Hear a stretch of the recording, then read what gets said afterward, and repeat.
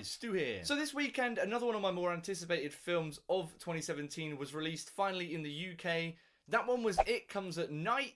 I want to saw it, so let's talk about that shit. So It Comes at Night is a weird one to define because I feel like giving it a specific genre might create certain expectations that might disappoint you. So it is technically a horror thriller, but don't expect it to be a big version of either of those genres. And I'll get into why I'm being so vague about all of that in a bit. But it's directed by Trey Edward Schultz, a director who I've not actually seen any of his previous work. But yeah, another bonus of this one is it's released by A24. And I've explicitly said on this channel before, I have a lot of time for A24 as a production company and a distribution company. They know good films to get out to people. And so when I go into an A24 film, I'm pretty sure I'm going to have a good time, which is one of the many reasons I got myself very excited for this one. I saw the teaser trailer way back when that was dropped. I was just like, yeah, okay, this looks fucking interesting and terrifying in equal parts. I'm going to go see it. And I didn't actually watch any of the other trailers for this one after that teaser initially dropped, which is a weird thing for me to do. It's one of those things which I usually say I'd like to do. Like, oh yeah, totally, I'd love to watch less trailers and just go into films blindly. But I always end up just losing myself to the hype and be like, yeah, I've got to fucking watch this Star Wars trailer. There's no way I'm not. But this time I was like, you know what? I've seen all I need to see from this teaser to know that I'm going to go and see it.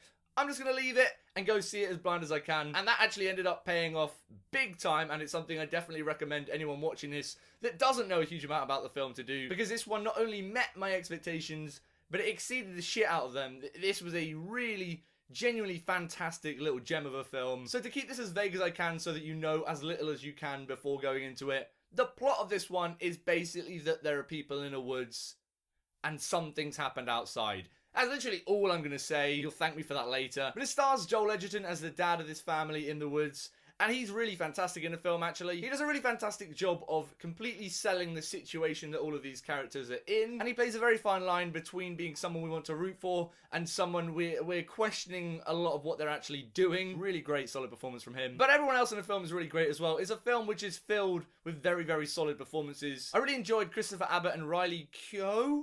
I don't think I'm saying the name right, but I'm going to go with it anyway. But they're really solid alongside Joel Edgerton in the film. But the biggest stand-up for me actually in this one is a newcomer. I haven't actually seen him act in anything before. I believe he was in Birth of a Nation and has popped up in a few different TV series before this. But Kelvin Harrison Jr. as the son of the family in this film really did blow me away here. I really love what he did with that character. Because in many ways, his character is kind of synonymous with the audience's viewpoint here. It is basically the way that we see a lot of the events through the film. We see them through his eyes. And so that brings a lot of interesting stuff to his character, particularly given some of the questions that are brought up about how reliable he might be as a narrator for the audience through the film. That sort of thing's really fascinated me here. I always love when that sort of thing is thrown into a film. So yeah, in terms of stand-up performances here, I've got to hand it to Kelvin Harrison Jr., who absolutely knocks it out of the park. Loved watching him on screen. The direction from Trey Edward Schultz here is really fantastic as well, and I think is what puts it a step above a lot of the other stuff that's happening in this genre and makes it very unique and its own thing, which can never not be a big bonus for a film. So automatically smashing it there, Trey Edward Schultz. But yeah, the way that he comes at this film with this particular genre is so fascinating and makes for such a more interesting and engrossing experience, at least for me personally. And I say for me personally because I think there are a lot of things and decisions that are made that are going to draw a lot of people out.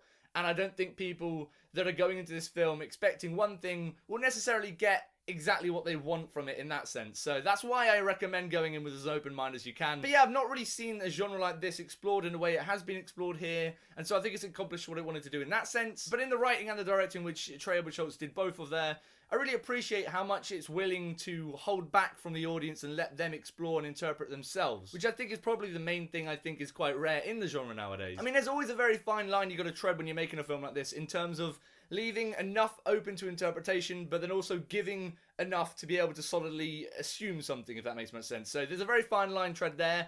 I personally think this film does a fantastic job treading that line, but I do see how some people might come out this one and be like, it's a little bit too ambiguous in that sense, because there are certain things which are never explicitly said to an audience, and I think a lot of people might be expecting to be told at some point in a big exposition scene where like, well, this is what happened, this is why we're here. That doesn't necessarily come, but you can piece that together with certain pieces of the dialogue in the film, which I think is actually a very interesting route to go down and works really well with the tone and the direction of this film. It doesn't feel lazy or like a cop-out to not give us certain pieces of information. It feels very intentional and like the pieces of a puzzle are there for us to whack together, but aren't necessarily explicit, which I'm always for, and I absolutely love that side of things here. But on top of that, in terms of direction, Schultz does a really good job creating an environment of tension and dread, and I think not knowing certain things really does amp up the tension in that sense. It's one of the best things about certain horror films or thrillers. Less is definitely more in many cases. I don't know about you guys, but I'm always much more scared and tense when I don't know what someone's going after or what someone's seeing. It's one of the things which always gets me without fail in certain thrillers and horrors. When I can see a character looking at something off camera and you just see the dread in their eyes, but you don't know what they're looking at. Oh shit, no! that shit always gets me. That's sort of what this film's like overall.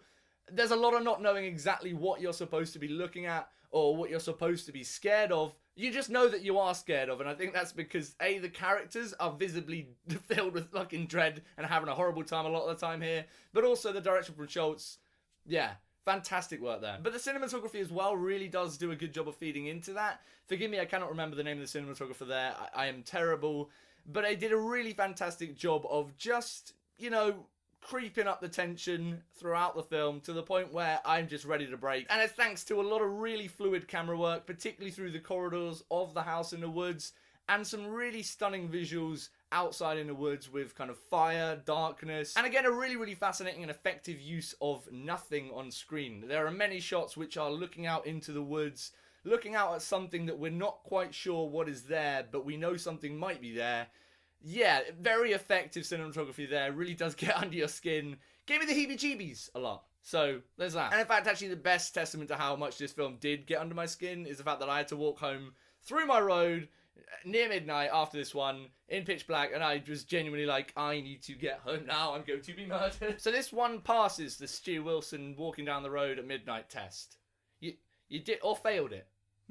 One of the two. And there are also some really kind of ingenious uses of the medium of film here from Trey Edward Schultz to create an environment of kind of genuine tension and dread throughout.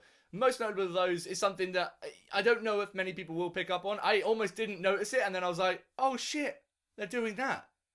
Yes, good. And that is the aspect ratio. This film plays with aspect ratios in a way which I just think is so genius for the genre here.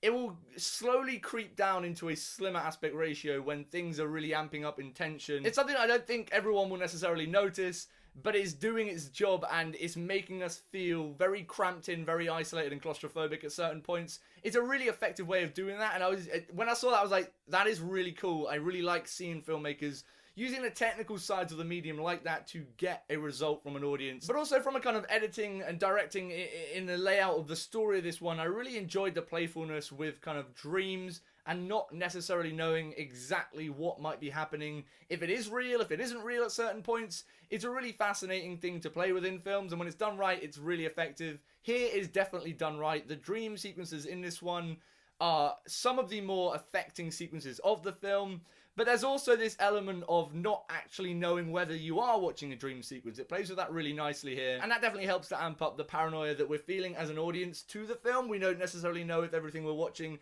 is 100% truth and reality, which is a reflection of the paranoia that the characters are playing and feeling, which is really interesting and very effective. But I just think on top of everything, the story that's being told here, it's a really fascinating character study and look at morality and people being forced into situations they don't necessarily want to be in. So the end of this film, obviously I'm not going to go into spoilers here, but I could see a lot of people being like, huh, wait, that just kind of ended.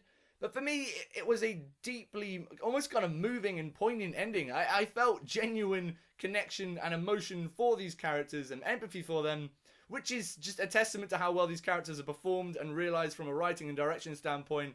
It just nails it all in that sense. I genuinely, you know when you watch a scene and you are completely hooked and a character will make a decision and you just feel genuinely gutted for them and for the repercussions of such a act in a film? I had that and I was like, I am actually affected by this film at this point.